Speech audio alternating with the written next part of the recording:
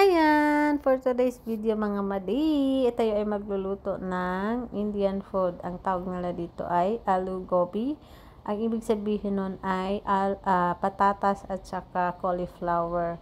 So ngayon nire-ready ko na yung aking lulutuin. Una, binalatan ko na yung patatas. Ngayon, hinihimay-himay ko na yung cauliflower. Yan ha, seryoso ang inyong Madi guys, kasi kagigising lang ni Madi. Wala pang ayos si Madi. And alam nyo bang napakasarap ng pagkain na yan. Hindi sila gumagamit ng ibang seasoning, kundi asin lang. And ngayon nasanay na ako na asin lang talaga at saka paminta ang pampalasa ng pagkain. Ayan, kinakat ko na yung ating cauliflower sa isa para hindi ko na siya kinat ng malalaki para madali lang siyang lutuin. Ayan, seryoso ka talaga, Madi. Ang hirap talaga mag voice over. Diyos ko, first time kong gumawa ng video guys na nag voice over ako, and hindi pala siya ganun kadali. Kailangan nakatyping lahat ng masasabihin mo doon sa video mo. Yan no.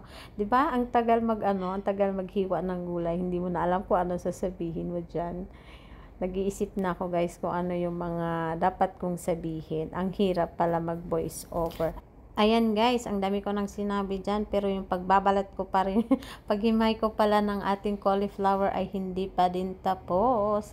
Nag-fast forward na lang ako guys, kasi, ayan, after 1 year ng paghihimay, ayan, ngayon kinakat ko na yung potato, yung patatas natin into cubes. Maliliit lang din na cut guys, para madali lang siyang maluto. Hindi na kailangan ng matagal na luto dyan, kasi lang naman siya gulay.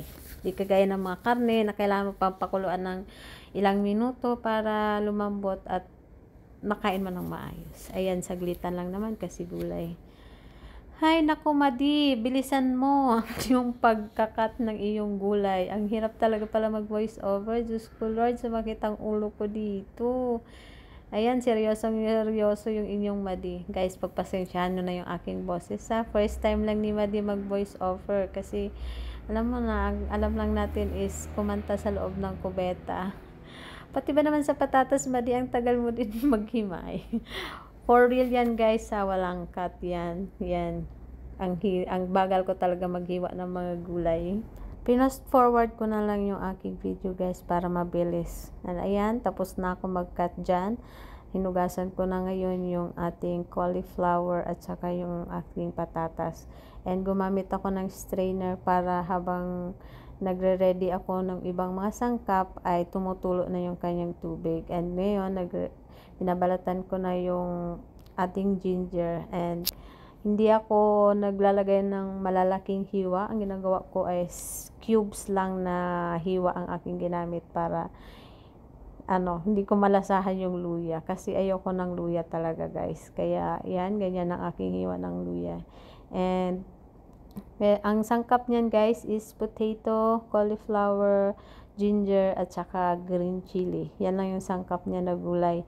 4 lang na klase. Ngayon, after that, ay, nalaglag pa nga yung mantika.